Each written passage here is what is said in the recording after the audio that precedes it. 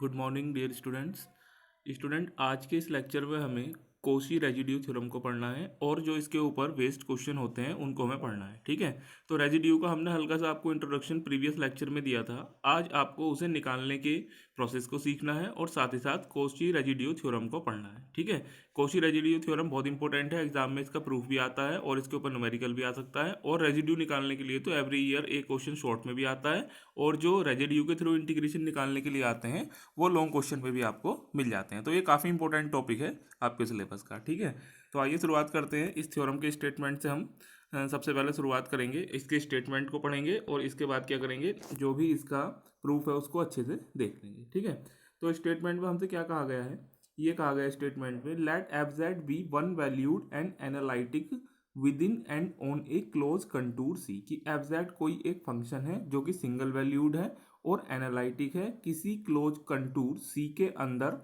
या सी की बाउंड्री पर। विद इन एंड ऑन का मतलब या तो इस कंटूर सी के अंदर है या फिर उसके अंदर की बात चल रही है या उसकी बाउंड्री की बात चल रही है। ठीक है, accept eight a finite number of point Z1 Z2 Z3 Zn, किन पॉइंट को छोड़कर कुछ पॉइंट ऐसे आपको दिए गए हैं Z1 Z2 Z3 जहां पर ये फंक्शन एनालिटिक नहीं है। And let R1 R2 R3 capital Rn respectively with the residues of F Z at these point. ठीक है, तो आपसे ये कहा गया कि कोई फंक्शन जो एफ जेड है वो सिंगल वैल्यूड है और एनालिटिक है किसी क्लोज कंटूर सी के अंदर भी और उसकी बाउंड्री पर भी, लेकिन कुछ पॉइंट ऐसे हैं जहां पर एनालिटिक नहीं है। कहाँ कहाँ पर, उन पॉइंट को क्या कहा गया, Z1 Z2 Z3 Zn। तो जिन पॉइंट पर फंक्शन एनालिटिक नहीं होता है उनको आप क्या बोलते हैं, उनको आप पोल्स बोलते हैं। ठीक है, तो इनको आपने क्या कहा, Z1 Z2 Z3 को पोल कहा जहां पर आपका फंक्शन एनालिटिक नहीं है।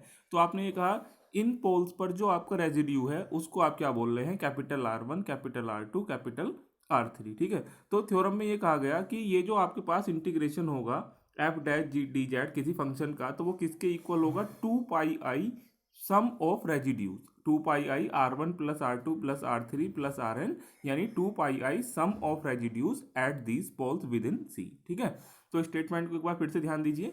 स्टेटमेंट में आपने ये कहा कि एफ जेड कोई भी आपका सिंगल वैल्यूड या वन वैल्यूड फंक्शन है और एनालिटिक है किसी क्लोज कंटूर सी की बाउंड्री पर या सी के अंदर, लेकिन कुछ पॉइंट अंदर ऐसे रह गए हैं कि जो कि जिन पॉइंट पर आपका फंक्शन एनालिटिक नहीं है। ठीक है, तो उन पॉइंट को आपने क्या कहा, Z1 Z2 Z3 Zn कहा। और जिन पॉइंट पर फंक्शन आपका एनालिटिक नहीं होता उनको आप पोल्स बोलते हैं सिंपल भाषा में। तो जिन पोल्स पर आपको एनालिटिक नहीं है उन पोल पर रेजिड्यूज को आपने R1 R2 R3 Rn से डिनोट किया है। तो आपका ये कहना है ये जो इंटीग्रेशन होगा एफ जेड डी जेड, ये किसके इक्वल होगा, 2πi sum of residues at these pole, ये जो R1 R2 R3 के। तो ये आपका बेसिक स्टेटमेंट है जिसको आपको याद रखना है। ठीक है, तो आइए इसके प्रूफ को जान लेते हैं एक बार।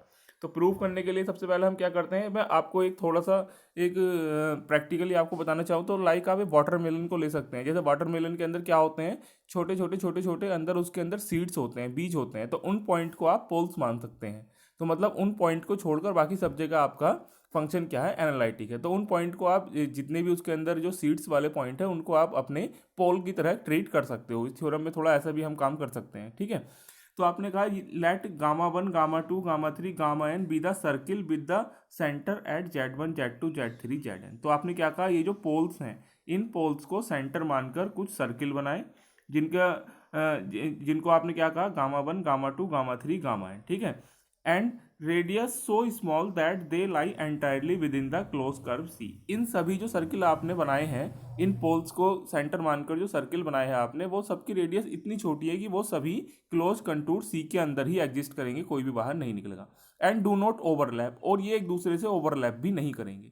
तो then F Z is analytic within the region enclose by the close curve and these circle. तो आपने क्या कहा, ये जो एफ जेड है ये क्या होगा, एनालिटिक होगा within the region enclose by these curve C and these circle. तो मतलब क्या होगा, कहाँ कहाँ पर आपका फंक्शन एनालिटिक होगा, इन क्लोज कर्व सी के अंदर और इन सर्किल पर आपका फंक्शन क्या होगा, एनालिटिक होगा। तो भाई कोशी की थ्योरम जो आपने मल्टीपली कनेक्टेड रीजन के लिए आपको बताई गई थी, कोशी थ्योरम सिंपल वाली, उसमें आपने ये कहा था कि अगर छोटी छोटी आपको कहीं ऐसे पॉइंट मिल जाए जहाँ पर आपका फंक्शन एनालिटिक ना हो, तो जो आपका कंप्लीट इंटीग्रेशन आता था वो सभी का सम के फॉर्म में आता है। जो आपका किसी कोशी थ्योरम के थ्रू जो आप इंटीग्रेशन निकालते हो वो छोटे छोटे पार्ट्स के थ्रू जो आप निकालते हो, तो छोटे छोटे पार्ट्स का ही वो क्या होता है, सम होता है। ठीक है, तो आपने जब इस इंटीग्रेशन को निकाला C F Z D Z आपने कहा, तो ये किसके इक्वल होगा, gamma one F Z D Z, gamma two F Z D Z, gamma three F Z D Z और gamma N F Z D Z. तो कोशी थ्योरम से आपको पता है कि जो आपका इंटीग्रेशन आता है वो बहुत छोटे छोटे इंटीग्रेशन का सम होता है, जो कि अलग अलग रीजन के ऊपर डिफाइन किए हुए होते हैं। तो इस डेफिनेशन से आप अब क्या करेंगे, अब आपने कौन सी डेफिनेशन ली, जो आपने रेजिड्यू की डेफिनेशन आपको प्रीवियस लेक्चर में पढ़ाई थी। रेजिड्यू की डेफिनेशन क्या है, R one equals to 1/2 pi gamma one F Z D Z, ये आपको रेजिड्यू की डेफिनेशन बताई गई थी। तो यहाँ से आप क्या कर सकते हैं, ये जो आपके पास पार्ट है गामा वन के थ्रू जो आप इंटीग्रेशन कर रहे हैं एफ जेड डी जेड का, एक छोटे से पार्ट का इंटीग्रेशन, वो किसके इक्वल आ जाएगा, 2 पाई के इक्वल आ जाएगा। सिमिलरली ऐसे ही आप गामा टू के लिए ले सकते हैं, तो गामा टू के लिए 2 पाई, गामा थ्री के लिए क्या आ जाएगा, 2 पाई आपके पास आ जाएगा। ऐसे ही गामा एन रीजन के लिए जो इंटीग्रेशन आएगा आपका रेजिड्यू के फॉर्म में, वो क्या आएगा, 2 पाई के इक्वल आ जाएगा। जब आपने इन सबको ऐड कर दिया है, तो ये जो आपका कंप्लीट इंटीग्रेशन है एफ जेड डी जेड, किसके इक्वल है, 2 पाई, 2 पाई, 2 पाई, तो मतलब F Z D Z equals to 2 pi, यानी 2 pi sum of residue at these poles. ठीक है, तो प्रूफ बड़ा आसान है। प्रूफ में आपने ज़्यादा कुछ नहीं कहा, प्रूफ में आपने ये कहा कि जो कोशी थ्योरम आपने मल्टीपली कनेक्टेड रीजन के लिए पढ़ी है, कि जो आपका कंप्लीट इंटीग्रेशन आता है किसी भी कर्व के अलोंग, वो छोटे छोटे पार्ट्स के अलोंग इंटीग्रेशन का सम होता है। तो आपने क्या कहा, छोटे छोटे पार्ट मान लिए, gamma one, gamma two, gamma three, gamma N, और उनके अलोंग फंक्शन का इंटीग्रेशन किया।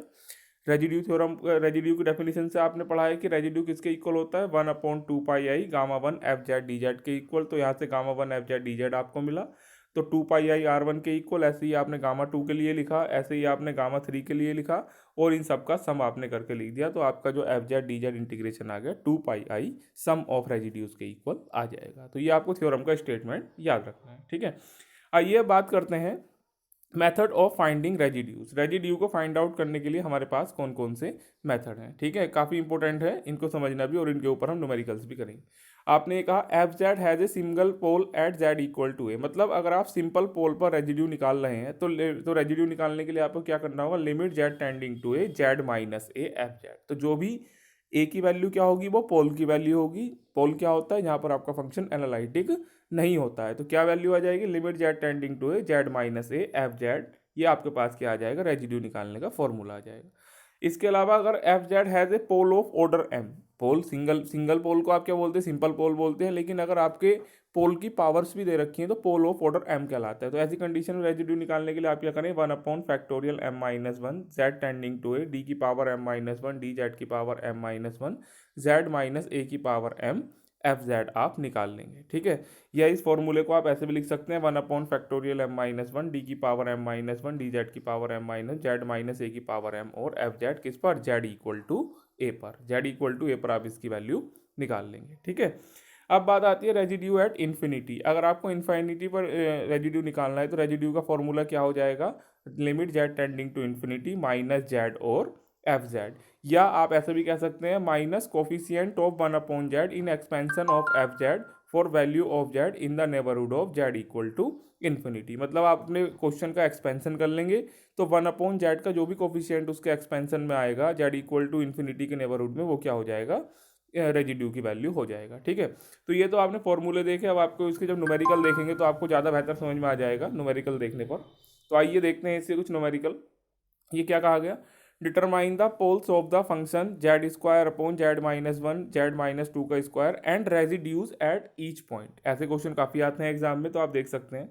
तो आपको ये फंक्शन दिया गया, आपको पहले से ही पता है जो आपको डिनोमिनेटर में दिए हुए फंक्शन होता है, उनसे जो आपको पॉइंट मिलते हैं वो क्या कहलाते हैं, पोल्स कहलाते हैं। और अगर सिंगल आपको एक वैल्यू मिलती है तो सिंपल पोल, अगर कोई वैल्यू रिपीट होती है तो वो डबल पोल कहलाता है, या ट्रिपल पोल अगर 3 बार रिपीट हुई, या pole of order 2 pole of order 3 कहलाते हैं। ठीक है, तो आपको पता है पोल्स कहाँ से मिलेंगे, इसको 0 के इक्वल रखने पर मिलेंगे। तो जब आपने इसको 0 के इक्वल रखा, तो जेड इक्वल टू 1 आपको एक पोल मिला, और जेड इक्वल टू 2 एक पोल मिला। लेकिन जेड इक्वल टू 1 क्या है, एक बार आया है, तो ये सिंपल पोल है।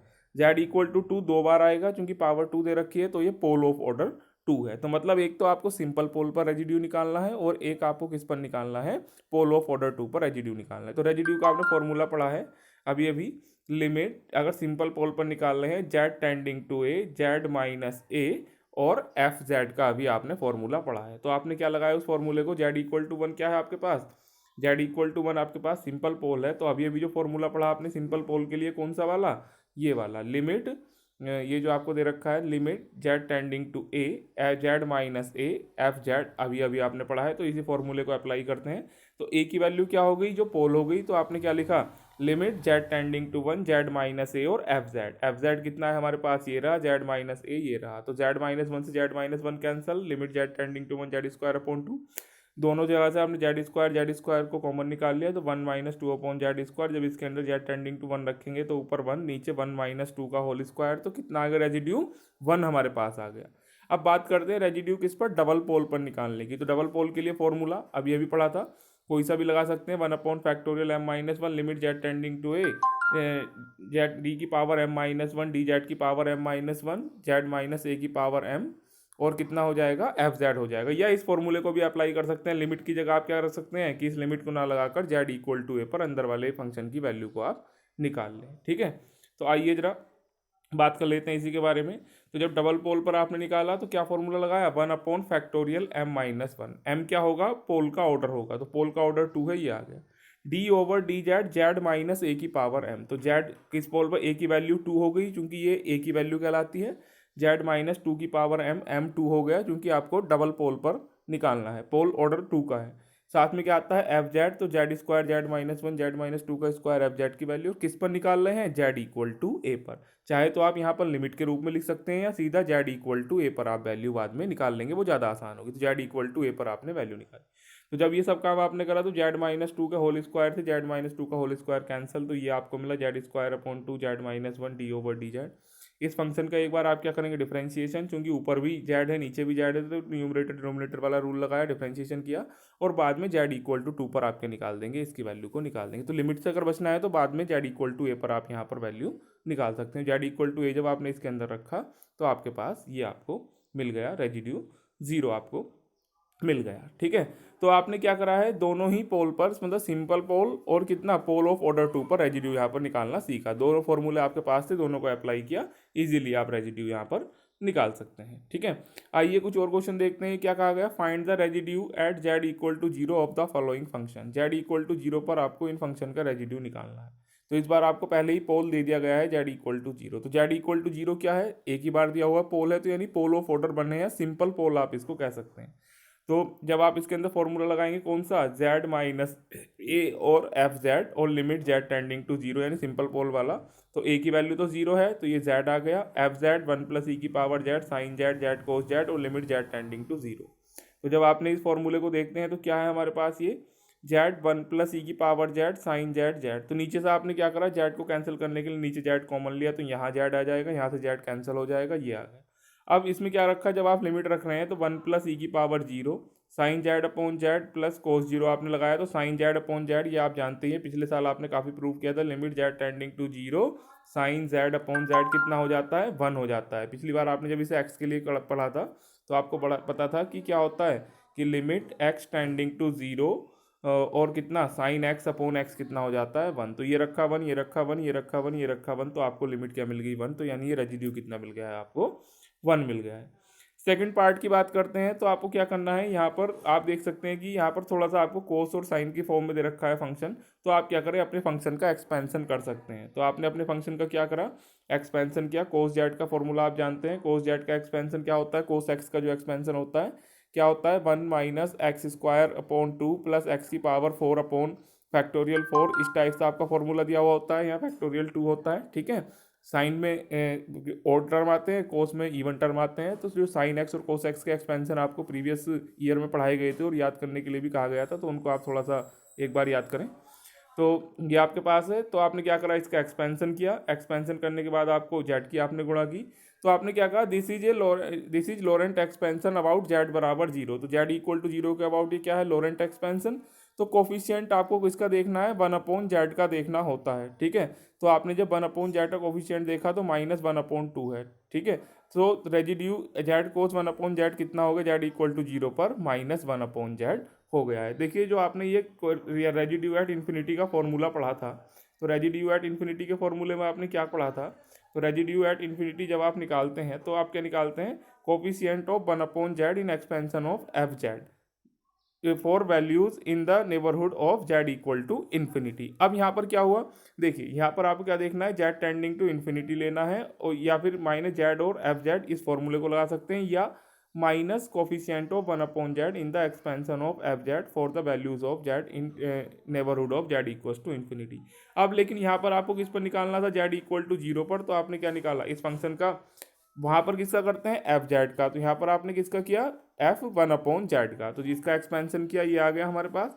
यहाँ पर आपको कोफिशिएंट किसका देखना है, 1/z का कोफिशिएंट आपको देखना है, तो 1/z का कोफिशिएंट देखना है तो वो कितना है -1/2 आपको यहाँ पर मिल रहा है। तो -1/2 क्या हो गया आपके रेजिड्यू की वैल्यू हो गई है, ठीक है।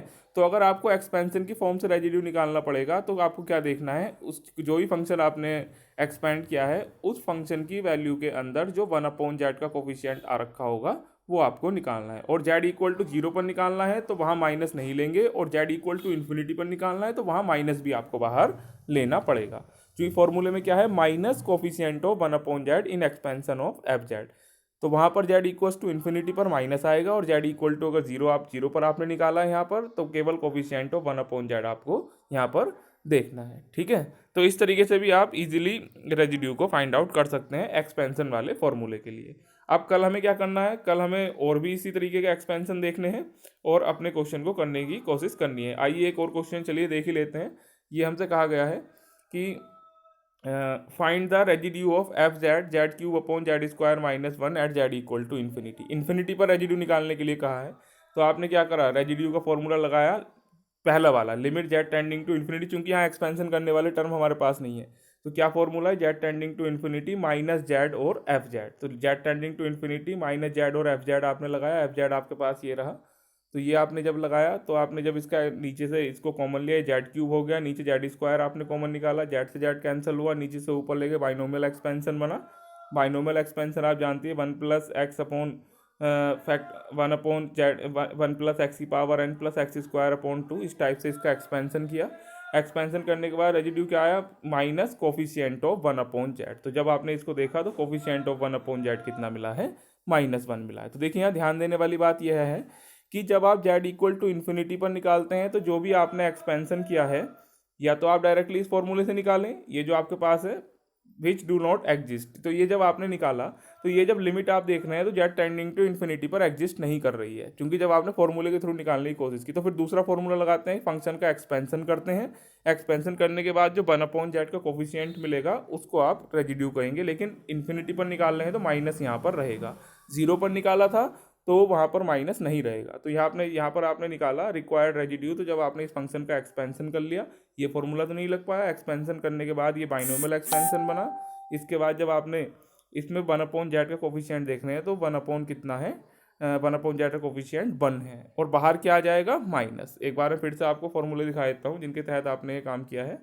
कौन से वाले फॉर्मूले हैं आपके, ये रेजिड्यू एट इन्फिनिटी वाले फॉर्मूले हैं। पहला वाला लगाया था वो यहाँ पर काम नहीं कर पाया, क्यों, क्योंकि इन्फिनिटी पर लिमिट एग्जिस्ट नहीं कर रही। तो आपने क्या लगाया, coefficient of 1/z in expansion of F Z. तो कोफिशिएंट जब आपने 1/z का एफ जेड के एक्सपेंशन में देख रहे हैं तो वो कितना आ रहा है, यहाँ पर कोफिशिएंट कितना आ रहा है, 1 आ रहा है ये, तो बाहर माइनस लगा देंगे क्योंकि इन्फिनिटी पर निकाला। यही काम 0 पर करते तो आपको माइनस लगाने की ज़रूरत नहीं थी। तो आज आपने क्या करा, रेजिड्यू के बेसिक क्वेश्चन देखे हैं। कल क्या करेंगे, और इसके कुछ और भी प्रॉब्लम लेंगे और रेजिड्यू को और अच्छे से निकालना सीखेंगे, और कोशी रेजिड्यू थ्योरम के ऊपर भी हम क्वेश्चन करेंगे। Thank you.